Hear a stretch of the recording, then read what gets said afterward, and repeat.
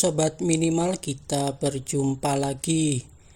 Kali ini saya mereview film series dari Netflix yang berjudul Money Heist versi Korea episode yang ke-6, yang mana di episode kelima kita diperlihatkan kekacauan yang diakibatkan oleh penyusup yang berhasil masuk ke gedung itu tanpa diketahui oleh perampok. Profesor juga mengalami masalah karena mobil yang ia gunakan belum dihancurkan oleh Oslo, sehingga Profesor turun sendiri untuk membersihkan sidik jari yang ada di mobil itu. Tim dari Wojin juga pergi ke sana setelah berhasil menemukan petunjuk bahwa mobil itu berada di Yongjae Carwol. Kita dikejutkan suara tembakan terdengar sampai keluar gedung. Siapakah yang tertembak?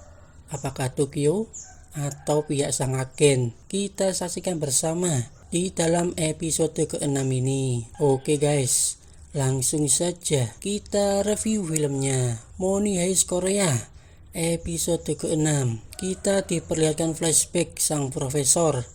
Ternyata ia benar-benar adalah profesor dan mengajar tentang dampak ekonomi dan reunifikasi. Ternyata keinginan profesor adalah dengan bergabungnya Korea menjadi satu dan meratakan semua pembangunannya tanpa ada pilih kasih. Ternyata profesor saat itu berteman dengan mantan suami Wojin, yaitu Kim Sang-man, yang mana menjabat sebagai majelis nasional. Ia pun diajak Kim ke tempat di mana idenya tersebut dapat terwujud. Ternyata ia dipertemukan oleh Jaeyon, salah satu pejabat dari Korea Selatan. Ia mengatakan bahwa Korea Utara berencana membuka diri di bidang ekonomi. Jaeyon mengajaknya untuk bergabung di bidang perencanaan, dan Jaeyon sendiri sebagai pemilik modal. Ia menegaskan hanya profesorlah kunci penyatuan kembali semenanjung Korea.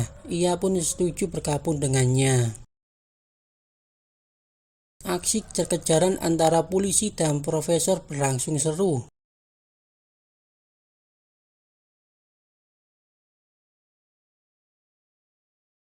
Profesor mulai terjebak, tapi dengan berani menerobos memacu mobilnya dengan kencang hingga masuk ke sebuah sungai dan membakar mobil itu untuk menghilangkan jejak.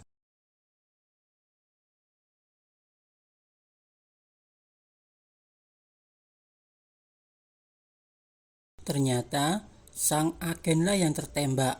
Nyawa dari Tokyo pun selamat karena Berlin datang penuh emosi menembak agen tersebut dengan brutal. Keramaian terjadi saat pihak pers mempertanyakan suara tembakan itu. Yeon bingung untuk menjawabnya. Setelah mobil profesor tercebur di sungai, pihak polisi memeriksanya dan orang tersebut sudah hilang. Wojin ditelepon oleh Kapten Cha mengabarkan bahwa yang ada di mobil itu adalah sang profesor.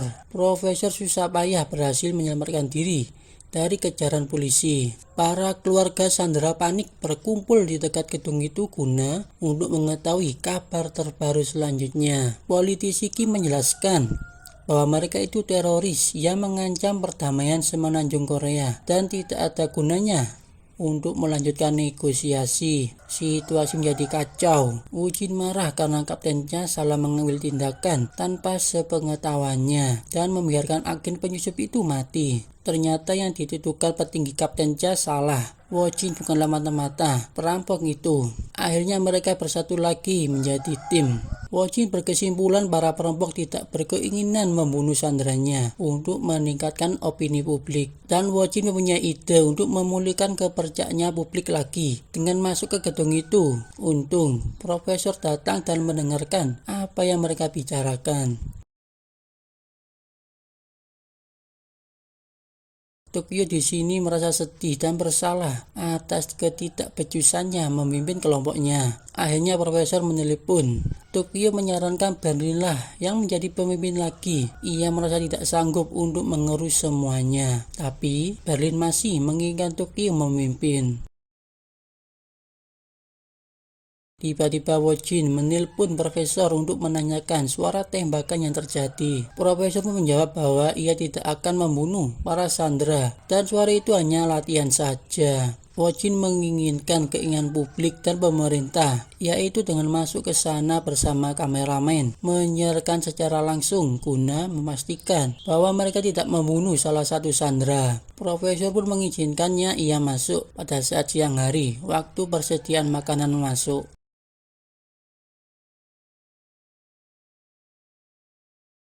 Profesor menjelaskan kepada anggotanya, kalau ada sanderanya terbunuh maka opini publik menganggap mereka itu pembunuh dan langsung mengambil tindakan menyerbu tempat ini. Maka dari itu, kita harus membuat rencana agar opini publik percaya terhadap perampok itu. Kepala Keamanan Yon mengatakan konferensi persnya yang isinya, masyarakat tidak perlu khawatir tentang suara tembakan kemarin yang ada di gedung itu.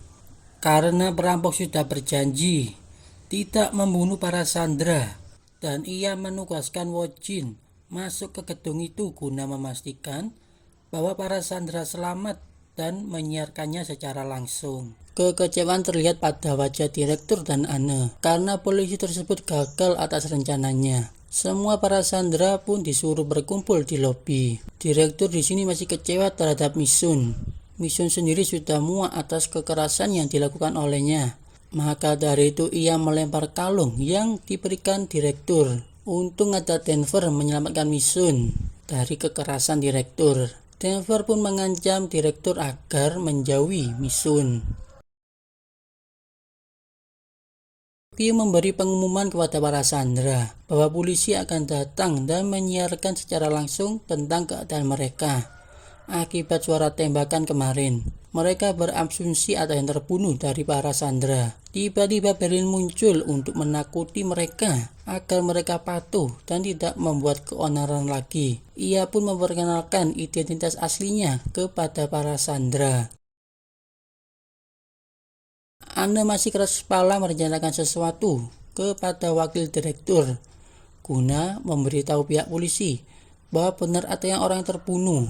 Direktur pun menguping pembicaraan mereka. Direktur memiliki rencana, yaitu menulis sebuah catatan tentang apa yang sebenarnya terjadi di sana. Anne ditugaskan untuk memberi catatan itu kepada mereka, karena kalau tertangkap, ia tak terjadi apa-apa, karena ia adalah anak dari dubes Amerika. Anne pun setuju. Direktur menyarankan menulisnya di selembaran uang sebagai pengganti kertas. Politisi Kim masih tebar pesona terhadap masyarakatnya dengan mengatakan nonton bareng secara langsung di dalam gedung itu guna mengetahui keadaan keluarga mereka yang disandera oleh perampok. Di sana juga ada ayah Anne yang datang menyaksikannya. Anne pun menuliskan apa yang sebenarnya terjadi di selembar uang itu. 98 jam setelah perampokan, pihak Wojin masuk beserta kru televisinya.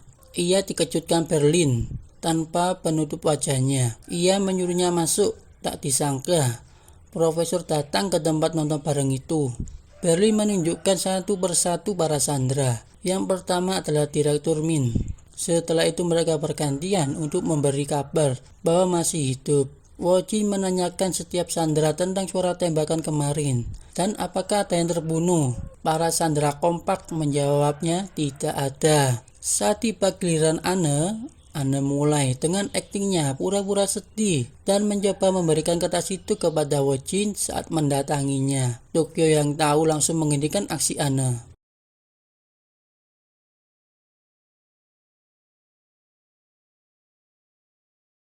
Berlin pun marah setelah melihat isi kertas yang dipegang Anne.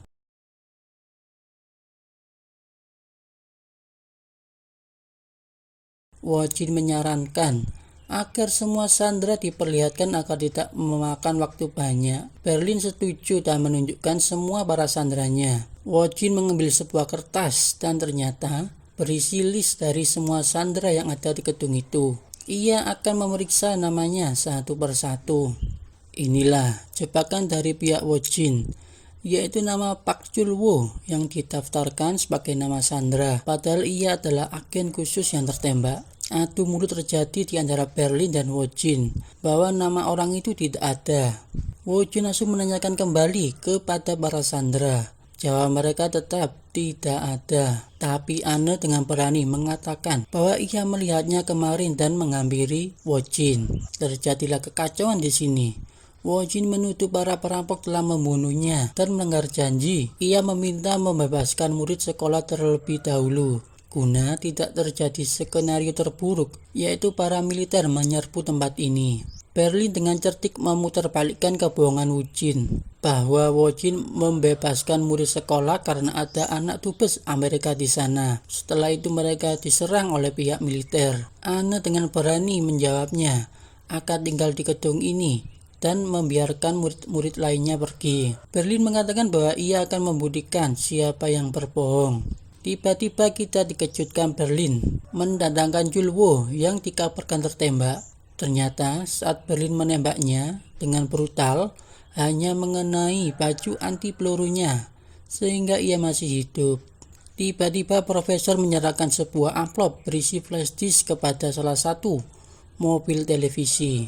Publik semakin tidak percaya kepada pihak polisi karena isi flash disk itu adalah rekaman CCTV gedung itu saat agen penyusup membuat kekacauan sehingga para sandera ketakutan dan asal mula suara tembakan kemarin. Berlin memprovokasi Wojin. Bagaimana nasib para sandera kalau pihak militer masuk ke gedung ini? Saat pemimpin mereka dibunuh oleh agen penyusupnya, pihak polisi hanya berpura-pura peduli terhadap para sandera dan menjadikan mereka tamengnya. Akhirnya pihak perampoklah menang.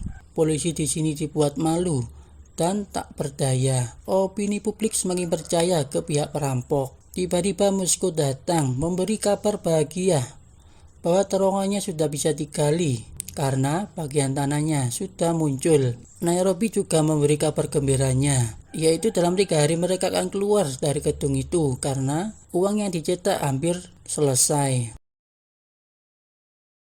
Tiba-tiba Denver membangunkan Misun untuk mengganti perbannya. Setelah mengobrol sebentar, ternyata Misun ingin bercinta dengan Denver. Inilah kisah cinta mereka berdua dimulai.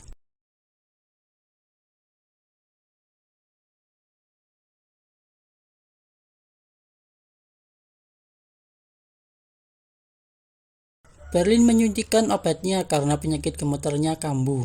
Dengan terdesaknya petinggi pemerintah dengan opini publik, mereka mengorbankan Kapten Cha untuk mengundurkan diri. Tapi Wojin, ia ingin tetap ada. Ia akan mengancam akan mundur juga. Seumpama surat pengunduran diri itu ada, ternyata Kapten Cha berniat melacak keberadaan profesor dengan sembunyi-sembunyi. Dimulai dari Sun Ho yang merupakan teman dekat Wojin. Tapi Wojin membelanya bahwa ia merupakan orang yang paling terpercaya dan juga mencintainya. Tiba-tiba Wojin menelepon profesor guna menemaninya untuk makan dan minum-minum di pasar malam. Dalam keadaan mabuk, profesor menemaninya jalan bersama Wojin. Ia menyarankan Wojin berhenti dari tugasnya mengatasi perampokan di gedung percetakan itu. Ia kasihan terhadap beban yang berat yang dibawanya. Saat ibunya menelponnya, tiba-tiba ia dikejutkan dengan sobekan uang kertas yang berada di kantongnya. Inilah plot twist di episode ke-6 ini. Anne ternyata sudah menulis dan menyobek bagian uang kertas lainnya. Saat Berlin mengambil uang itu, Anne memberikannya saat Wojin menanyakan keberadaan Julwo. Wojin pun pergi meninggalkan profesor guna memberi kabar baiknya kepada timnya. Inilah mungkin jadi serangan balik bagi pihak polisi kepada perampok itu. Profesor dikejutkan dengan kehadiran Kapten Cha datang ke kafenya. Apakah isi dari surat Anne tersebut? Kita saksikan di episode yang ke-7 yang akan datang. Oke guys, sekian review dari saya. Jangan lupa subscribe, like, share, dan komennya untuk video terbaru selanjutnya. Terima kasih.